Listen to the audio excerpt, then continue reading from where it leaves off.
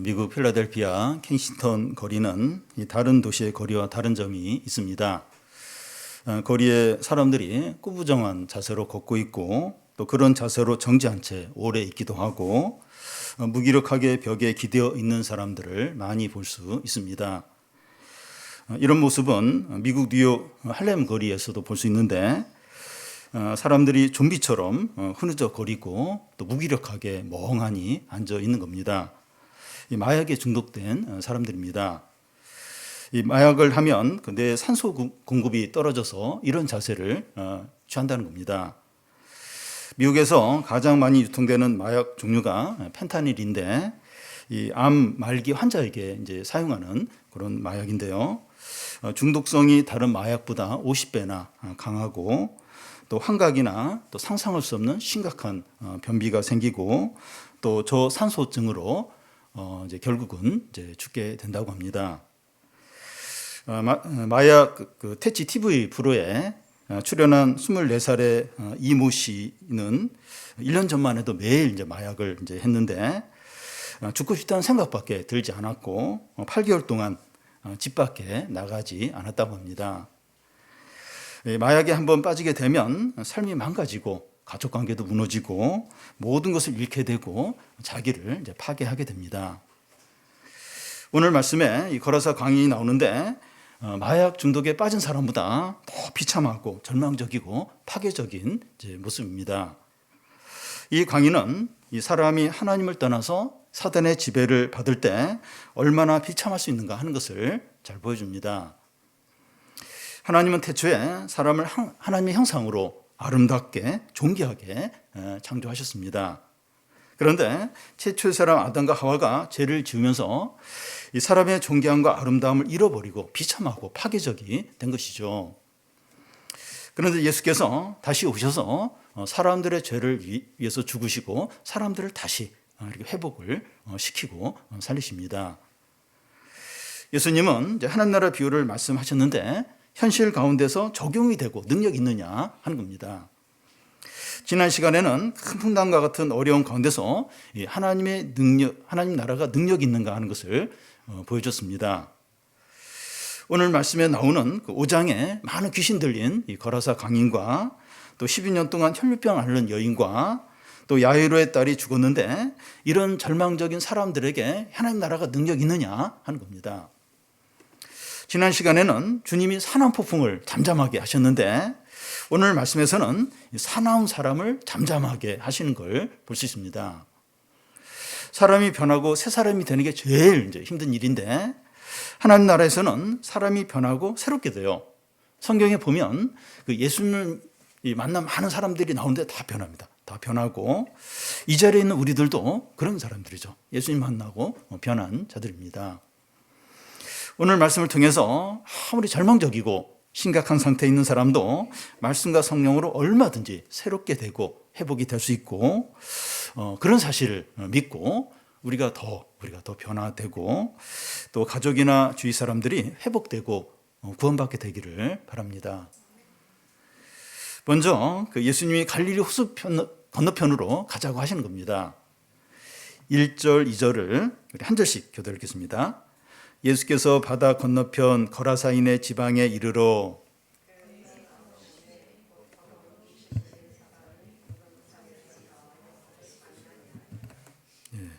이 갈릴리 호수를 중간에 두고 이 호수 서편은 갈릴리 지역이고 호수 동편은 대가블리라고 해서 이방 지역입니다. 이 앞장 35절에 보면 예수께서 제자들에게 우리가 저편으로 가자고 하시면서 이 갈릴리 호수 동편으로 가자고 하셨습니다. 가는 도중에 지난 시간에 살펴본 것처럼 큰 풍랑이 일어나서 죽을 뻔한 일이 있었습니다. 예수님 일행은 갈릴리 호수 동편에 있는 이 대가블리 지역인 이 거라사 지방에 도착했을 때 예수님은 귀신 들린 한 남자를 만나게 됩니다.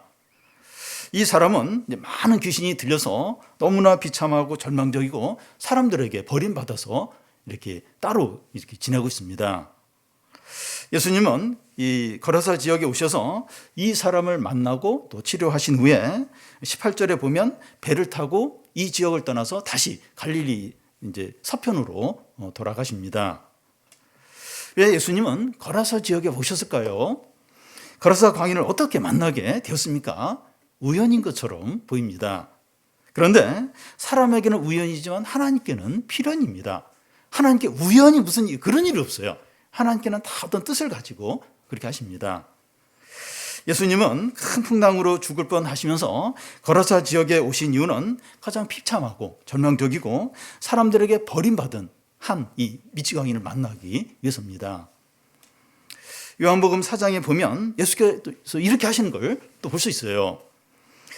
예수께서 유대 지역에서 갈릴리 지역으로 이제 가시면서 그 중간에 이제 그 사마리아 지역이 있는데 사마리아 지역을 우회하지 않고 관통해서 지나가시게 됩니다.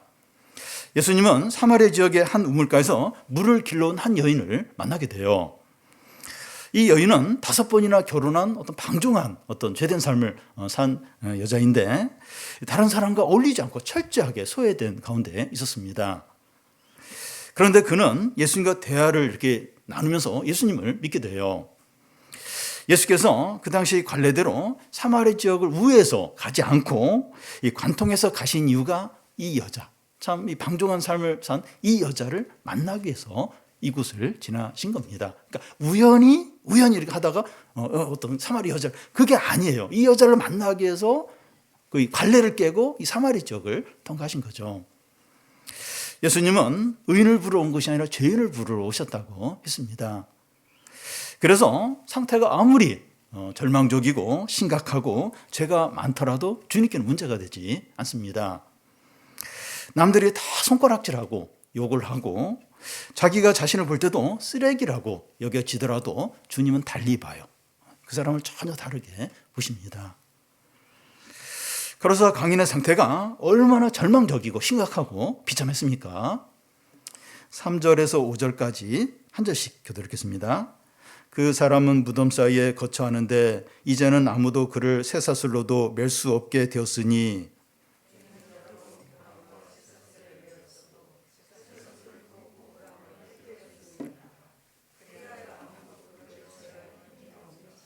밤낮 무덤 사이에서나 산에서나 늘 소리를 지르며 돌로 자기 몸을 해치고 있었더라. 이 거라사 광인이 사는 곳이 어디입니까? 무덤 사이예요. 그 당시 팔레스타인의 무덤은 큰 바위에 구멍을 뚫어서 동굴 형태로 되어 있었습니다. 그래서 이 광인은 그 무덤들 가운데서 한 곳에서 이제 사는 거예요. 그 무덤 안에는 이제 뭐 해골이나 뼈들이 이제 널려 있었을 겁니다. 그가 평소에 하는 일이 뭡니까? 밤낮 무덤 사이에서 괴성을 지르며 돌아다니는 거예요. 그 힘이 세니까 한 번씩 괴성을 지르면 산이 쩌렁쩌렁 울렸을 겁니다. 그러면서 또 하는 일은 돌로 제 몸을 찍는 거예요. 자해하는 거죠. 상처가 나고 피가 흐르도록 자해를 하는 겁니다. 또 그는 어떤 특징이 있었는가 하면 힘이 엄청나게 센 거예요. 어느 정도 센가 하면 마을 사람들이 쇠사슬로 묶고 또 쇠고랑으로 발을 이제 묶어 놨는데 다 끊어버린 거예요. 다 끊어버릴 정도로 힘이 엄청 센 겁니다. 그리고 15절에 그가 이제 정신이 돌아왔을 때 옷을 입고 이제 앉아 있는 것을 볼 수 있는데 그가 평소에 옷도 입지 않고 벌거벗은 상태로 이제 다녔던 겁니다. 이 모든 것을 종합해 보면 이 사람은 벌거벗은 채 무덤 사이에서 지내고 또 괴성을 지르고 돌로 자기 몸을 찢고 사람들에게 공포와 혐오스러운 존재로 배척을 당했습니다. 거라사 광인의 이런 모습은 사람이 망가지면 어느 정도까지 망가질 수 있는가, 또 얼마나 비참해질 수 있는가, 얼마나 파괴적이 될 수 있는가 하는 것을 보여줍니다. 이 광인의 모습은 하나님을 떠나고 사람의 지배 가운데 있는 모든 사람의 모습을 보여준다고 할 수 있습니다. 분노와 욕심이 통제가 안 돼요. 이기적이고 남들과 자기를 파괴하는 거예요. 그런 삶을 이렇게 사는 겁니다. 로마서 3장에 말씀하는 것처럼 사람이 어떤 존재인가 이렇게 보여주고 있는데 의인은 넘나니 하나도 없고 선을 행하는 자가 없고 그들의 목구멍은 열린 무덤이고 그 혀로는 속임을 일삼고 그 발은 피를 흘리는데 빠르다는 겁니다. 사람이 그렇다는 거예요. 사람의 본질이 이렇다는 겁니다. 사람들이 정도의 차이는 있지만 이 광인의 특징을 다 가지고 있습니다. 분노 조절 이제 장애라고 하는 것이 있는데 이 분노 조절을 이제 하지 못해서 화를 쉽게 내는 사람을 이제 가리킵니다. 그런데 분노 조절을 완벽하게 하는 사람이 있습니까? 없어요. 모든 사람은 분노 조절 장애를 가졌다고 할 수 있는데 그 정도의 차이가 이제 있을 뿐이죠. 우리 교회에 이제 교도소에서 근무하는 집사님이 이제 계시는데 전에 제가 이제 무슨 얘기를 들었는가 하면 그분이 이제 재소자들의 이야기를 들으면서 이제 드는 생각이 자기도 그런 상황에 있었으면 그런 범죄를 저질렀겠다 하는 생각이 들더라는 겁니다. 그런데 사람들이 그런 상황에 안 있었으니까 이제 그런 범죄를 안 저질렀고 이제 그런 어떤 차이라는 거예요. 그러니까 참 사람 안에 다 분노와 어떤 그런 게 다 있다는 거죠. 제가 대학 1학년 때 복음을 듣게 되는데 그 당시 저는 열등감과 분노로 가득했습니다. 제가 참을 수 있는 한계를 넘는 일이 생기면 분노가 이제 폭발하는 거예요. 그래서 대학 1학년 때 분노를 참지 못하고 앞에 있는 유리창을 팔로 그냥 내리쳐가지고 크게 다친 적이 있습니다. 제가 예수 믿고 변화되지 않는 가운데 결혼을 했다면 결혼 생활이 많이 불행했을 거예요. 물론 지금 가정생활이 완벽하거나 너무나 이제 행복하다는 게 아니라 제 안에 있는 열등감과 분노가 다뤄지지 않았다면 불행한 아주 고통스러운 결혼 생활이 되었을 거라는 겁니다. 모든 사람이 광인의 특징을 가졌다고 해서 뭐 범죄를 저지르거나 드러나게 뭐 잘못한다는 것이 아니라 분노와 욕심이 통제가 되지 않는 거예요. 또 말과 행동이 주위 사람들을 파괴하는 거예요. 스스로 망하는 길을 가는 겁니다. 이제 드러나지 않게 가까운 사람들에게 그렇게 말과 행동으로 파괴적인 어떤 그런 걸 하는 거예요. 그래서 자기도 이제 망하는 길로 이제 가는 겁니다. 이게 모든 사람들, 하나님 없이 사는 사람들의 특징이죠. 근데 예수님은 이런 광인을 불쌍히 여기고 사랑하셔서 만나러 오신 거예요. 이런 사실이 우리에게 소망을 줘요. 우리 가족이나 친구들이나 주위 사람들에 대해서 소망을 갖게 합니다. 주위 사람들 중에 저 사람은 안 돼, 저 사람은 안 돼. 아무리 말해도 안 돼. 그런 사람이 있고 이미 포기를 했고 마음을 닫고 있는 사람이 있을 수 있어요. 근데 그런 사람에 대해서도 소망을 갖게 이제 합니다. 제가 주중에 한 분의 어떤 전화를 받았는데 우리 교인은 아니에요. 다른 교회 다니는 분인데 이 여성분에게 이 여자분에게 그 초등학교 6학년 아들이 있는데 그렇게 반항적인 거예요. 그리고 하나님 없다고 하고 신앙생활도 하지 않으려고 하고 그러면서 그 학교 갔다 오는 그 시간 외에는 뭐 10시간 이상 핸드폰만 붙들고 있는 겁니다. 무슨 얘기를 못 하는 거예요. 얘기하면 막 얼마나 그렇게 막 반항적이니까. 그래서 이 아들이 걱정이 되는 거예요. 이 아들이 장차 어떻게 될까? 잘못된 어떤 데 빠지지 않을까? 그리고 본인은 감당이 안 되는 거예요. 애를 어떻게 할 수 없는 겁니다. 제가 통화를 하면서 거라사 광인 이야기를 했어요. 그래서 이 거라사 광인도 주님 만나면서 변했다. 그리고 참 새 사람이 됐다. 그래서 낙심하지 말라고, 끝까지 포기하지 말라고 그렇게 이야기를 했습니다. 아무리 상태가 심각하고 절망적이고 죄를 많이 지었더라도 이 광인 상태보다는 나을 거예요. 왜? 주위에 그런 사람이 있을 수 있는데 그래도 이 광인보다는 상태가 낫죠. 근데 이 광인을 주님이 치료하고 회복시키고 새 사람이 되게 하셨다면 소망이 있는 거죠. 소망이 있는 겁니다. 다음은 예수님과 광인의 대화입니다. 6절에서 8절까지 한 절씩 교대 읽겠습니다. 그가 멀리서 예수를 보고 달려와 절하며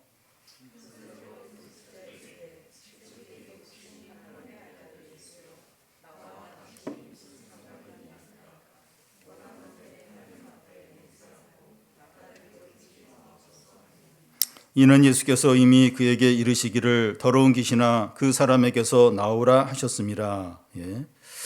여기 보면 거라사 광인과 예수님이 이제 대화를 이제 하는데 이 광인 안에 있는 귀신이 이 사람의 인격을 통해서 말하는 겁니다. 여기 보면 이 거라사 광인과 예수님이 이제 대화를 하면서 이제 귀신이 이제 예수님 보고 하는 말이 지극히 높으신 하나님 아들 예수여 하는 겁니다.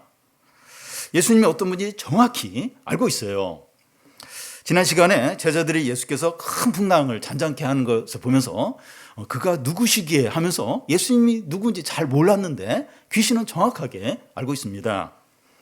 그런데 이 제자들과 귀신의 차이는 이 제자들은 예수님을 경외하고 믿지만 귀신은 예수님을 믿지 않고 대적을 합니다. 그걸 어떻게 알 수 있는가 하면 나와 당신이 무슨 상관이 있나이까 이 귀신이 하는 말을 통해서 알 수 있습니다. 예수님과 사단이 하는 일은 정반대라는 거예요. 완전히 다르다는 겁니다. 사단은 거라사 광인을 비참하고 파괴적으로 만들었지만 예수님은 이런 광인을 회복시키고 아름답게 이제 만드시죠. 그래서 우리는 예수님은 전적으로 신뢰하고 마귀는 전적으로 대적을 해야 됩니다. 참 마귀가 자꾸 유혹을 해요. 자꾸 거짓말을 하고 자꾸 충동질 하는데 이 마귀의 어떤 거다. 이게 하나님 뜻 거스리는 거기에 단호하게 반대를 하고 대적을 해야 됩니다. 잘못하면 이 주님의 말씀 멀리하고 사단의 어떤 유혹 이런 거 막 좋아하고 근데 분명히 태도를 분명히 해야 됩니다. 귀신이 예수님께 부탁을 하는데 하나님 앞에서 맹세하고 자기를 괴롭게 하지 말라고 이제 말합니다. 무슨 말인가 하면 예수께서 광인을 보시자 영으로 귀신에게 그 사람에게 나가라고 명령을 한 거예요. 예수께서 귀신에게 그 사람에게 나가라고 명령을 한 것은 이 마지막 날 사단이 영원히 갇히게 되는 무저갱에 갇히게 되는 것인데 사단은 예수께 그렇게 되지 않게 해달라고 이렇게 무저갱에 이렇게 들어가게 그렇게 하지 말아달라고 이제 부탁을 하는 겁니다. 예수님과 사단이 대등한 것이 아니에요. 사단은 예수님의 통제를 받습니다. 그것을 더 분명하게 알 수 있는 일이 바로 일어나는데요. 9절에서 13절까지 한 절씩 교대 읽겠습니다. 이에 물으시되 내 이름이 무엇이냐 이르되 내 이름은 군대니 우리가 많음이다 하고 마침 거기 돼지 큰 떼가 산 곁에 먹고 있는지라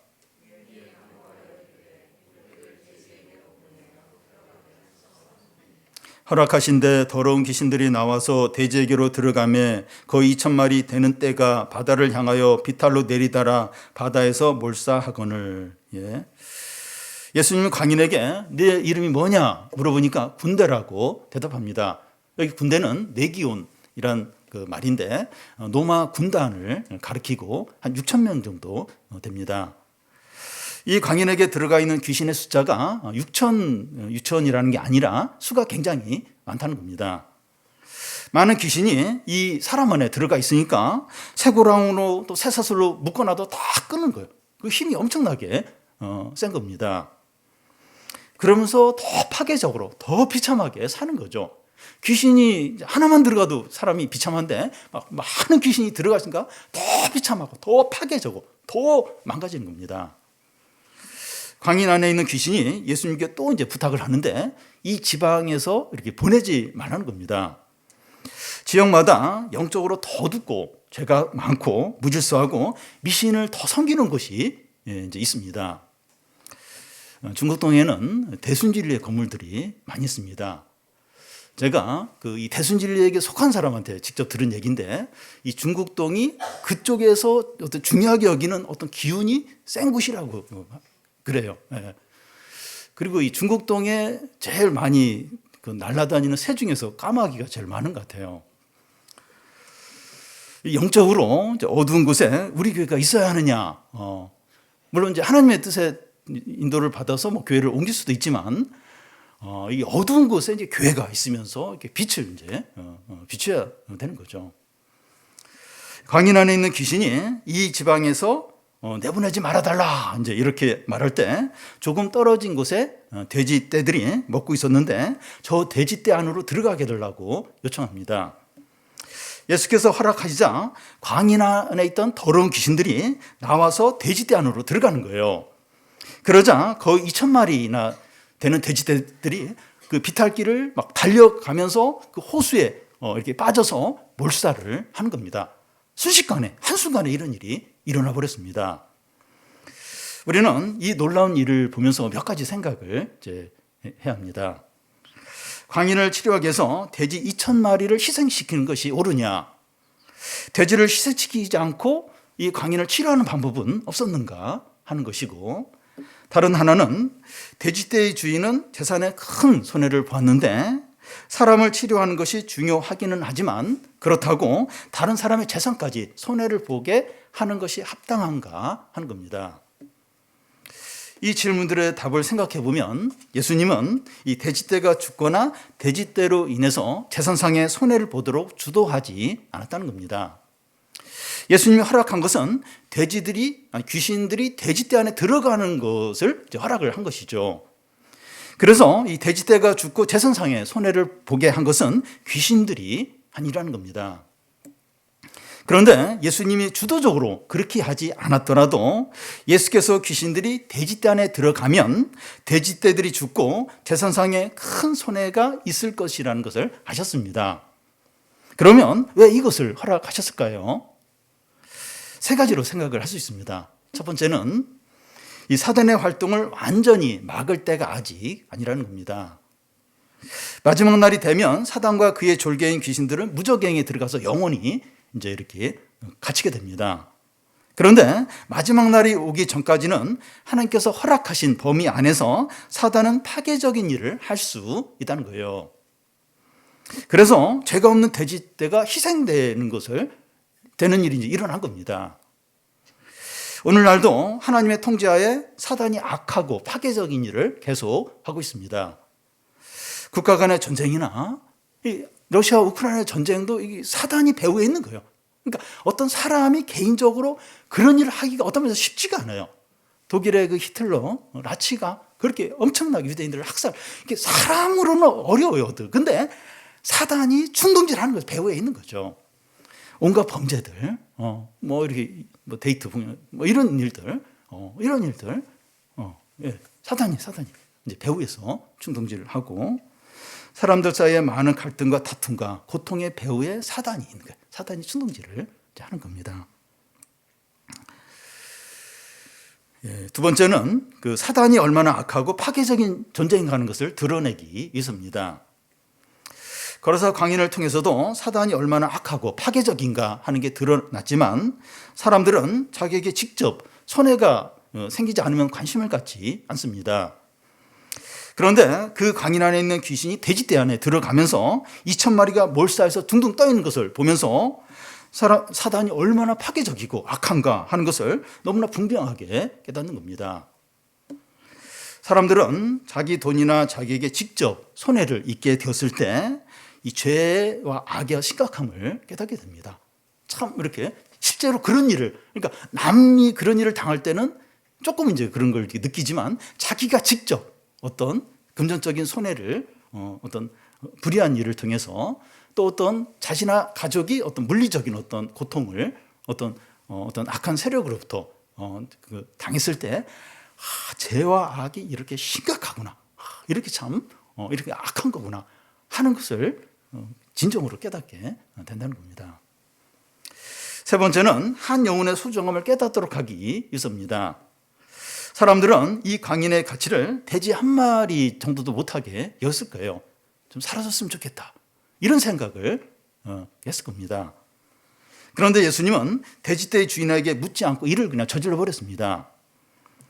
돼지떼 2,000마리도 소중하지만 하나님의 형상을 가진 한 영혼은 돼지떼와 비교할 수 없이 소중하다는 거죠. 한 영혼이 천하보다 더 소중합니다. 이 광인을 위해서 하나님의 아들이 세상에 오셨어요. 죽을 고비를 넘기면서 그에게 가셨고 또 고난을 당하셨고 십자가에 죽기까지 하셨습니다. 예수님이 그 의인들을 위해서 십자가에 죽으셨습니까? 죄인들, 이 광인 같은 이런 사람을 위해서 십자가에 죽으신 거죠. 사람이 회복되고 변하고 구원받는 것보다 더 크고 귀한 일은 없습니다. 그래서 히바 가정이 월요일 날 이제 이집트로 가게 되는데 목숨 걸고 선교를 하는 것이고, 누가 알아주지 않아도 청소년 캠프나 성경학교나 영혼들을 이제 섬기고 또 비웃음을 받으면서 욕을 먹으면서 이렇게 예수 믿으라고, 복음을 믿으라고, 교회 가자고 그래 하는 거죠. 노페인 노게인, 대가를 치르지 않으면 한 영혼도 구하지 못합니다. 다음은 거라사 지역 사람들의 반응입니다.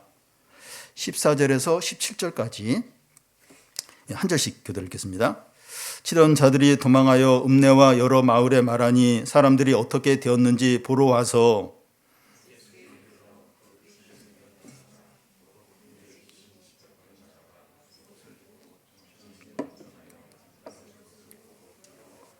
이에 귀신 들렸던 자가 당한 것과 돼지의 일을 본 자들이 그들에게 알림해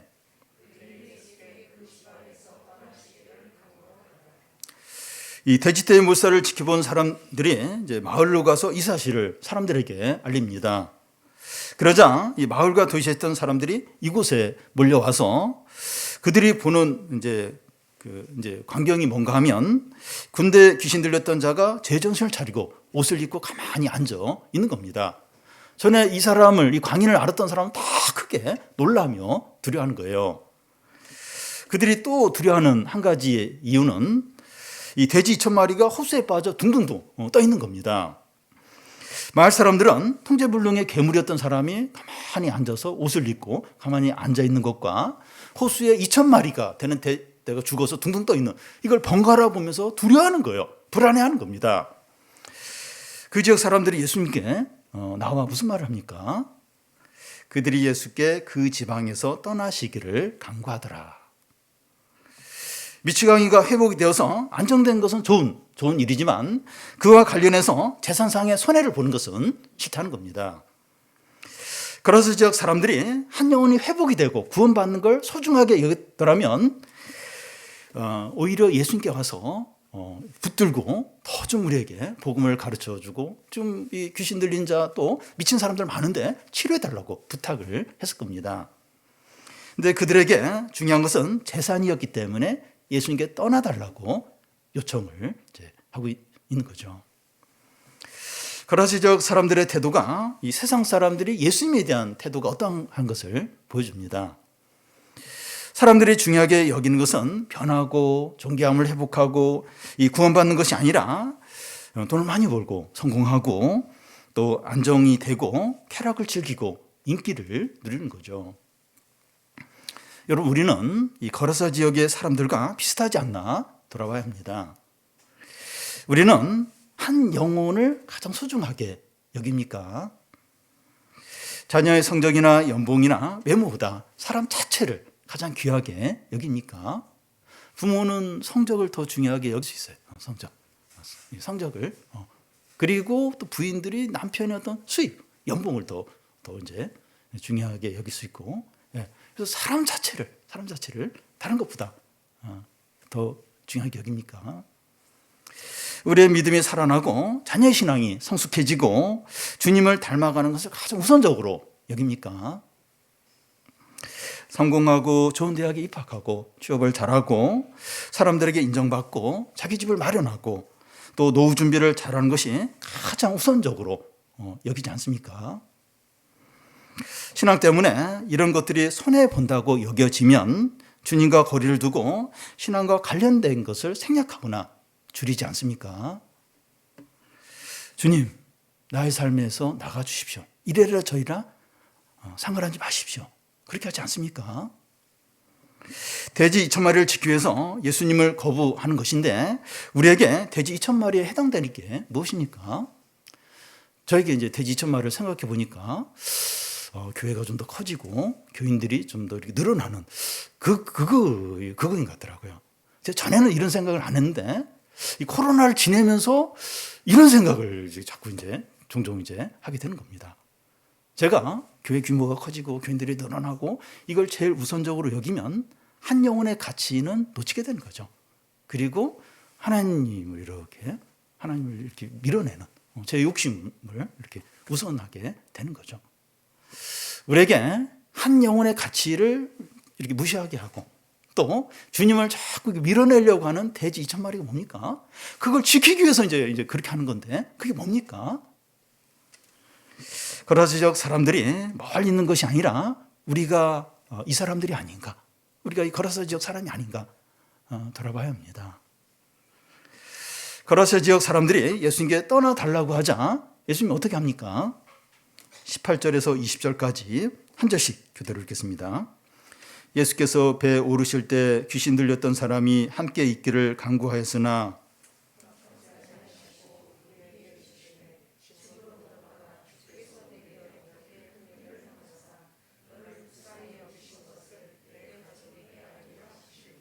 그가 가서 예수께서 자기에게 어떻게 큰 일을 행하셨는지를 데가볼리에게 전파하니 모든 사람이 놀랍게 여기더라.